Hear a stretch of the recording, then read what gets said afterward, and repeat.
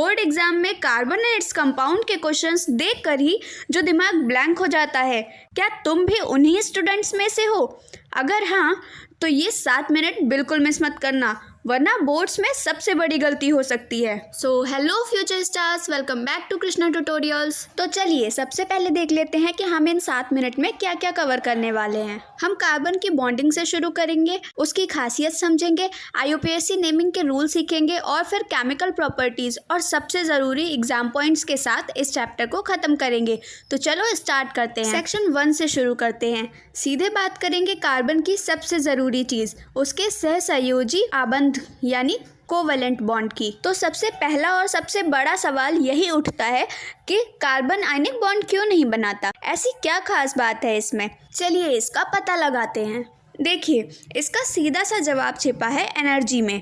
Carbon के लिए अपने 4 इलेक्ट्रॉन किसी को देना मतलब बहुत ज़्यादा एनर्जी खर्च करना है, और किसी से 4 इलेक्ट्रॉन लेना इसे बहुत ज़्यादा अनस्टेबल यानी अस्थिर बना देगा। तो इसके लिए दोनों ही रास्ते बंद हैं। तो फिर कार्बन करता क्या है? वो एक बहुत ही स्मार्ट रास्ता निकालता है, इलेक्ट्रॉनों की शेयरिंग, और इसी से बनता है कोवेलेंट बॉन्ड।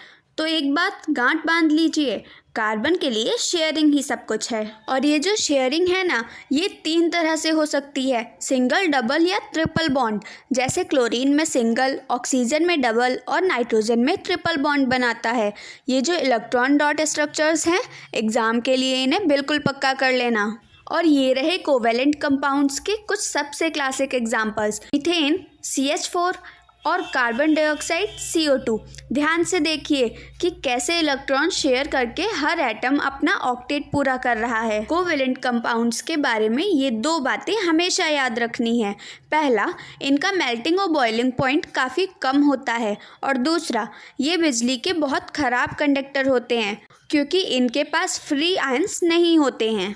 Okay, section 2।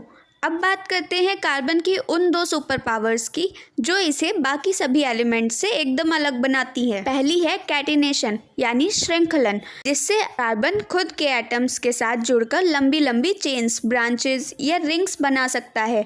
और दूसरी है टेट्रावैलेंसी, मतलब इसकी वैलेंसी 4 है, तो ये एक साथ 4 और एटम से बॉन्ड बना सकता है। अब आते हैं सेक्शन 3 पर। कार्बन की इन्हीं सुपर पावर्स की वजह से बनता है हाइड्रोकार्बन्स का एक बहुत बड़ा परिवार, और इतने सारे मेंबर्स का नाम रखने के लिए हमें कुछ रूल्स चाहिए, जिन्हें हम कहते हैं IUPAC नॉमेनक्लेचर।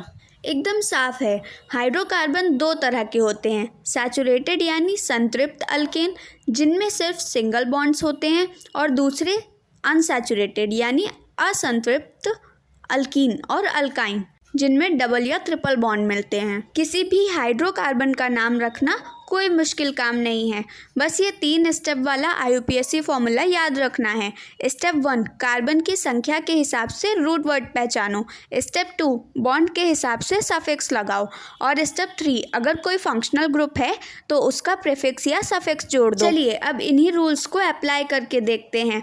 क्लोरोप्रोपेन, प्रोपेनॉन और इथेनोइक एसिड, इन तीनों के नाम इन्हीं 3 स्टेप्स को फॉलो करके रखे गए हैं। सेक्शन 4। चलिए अब जरा उन ग्रुप्स को देखते हैं जो किसी भी कंपाउंड को उसका खास कैरेक्टर देते हैं, और साथ ही समझेंगे आइसोमर का मज़ेदार कंसेप्ट। ये टेबल बहुत बहुत इंपॉर्टेंट है। इसमें वो सारे फंक्शनल ग्रुप हैं जो किसी भी कंपाउंड की केमिकल प्रॉपर्टीज तय करते हैं। Hello alkane, alcohol, aldehyde, ketone और कार्बोक्सिलिक एसिड, इनके प्रीफिक्स और सफिक्स याद रखना। आइसोमर्स का फॉर्मूला एक पर स्ट्रक्चर अनेक होते हैं, मतलब मॉलिक्यूलर फॉर्मूला सेम रहेगा पर इनके जुड़ने का तरीका, इनका स्ट्रक्चर अलग अलग होगा। जैसे यहाँ ब्यूटेन और पेंटेन के एग्जाम्पल में देख सकते हैं। होमोलोगस सीरीज को एक ही परिवार समझें, इसमें सभी कंपाउंड्स का फंक्शनल ग्रुप सेम होता है, और परिवार के अगले मेंबर में बस CH2 ग्रुप का फर्क है। अब है सेक्शन 5। चलिए कार्बन कंपाउंड्स कैसे रिएक्ट करते हैं इस पर नज़र डाल लेते हैं। हमें 2 मेन रिएक्शंस को समझना है। पहला है कंबशन यानी किसी भी चीज़ का ऑक्सीजन की मौजूदगी में जलना, और दूसरा है सब्स्टिट्यूशन रिएक्शन जिसमें एक एटम अपनी जगह से हटता है और दूसरा उसकी जगह ले लेता है। ये सैचुरेटेड कंपाउंड का टिपिकल रिएक्शन है। और जो अनसैचुरेटेड कंपाउंड्स होते हैं ना, वो दिखाते हैं एडिशन रिएक्शन।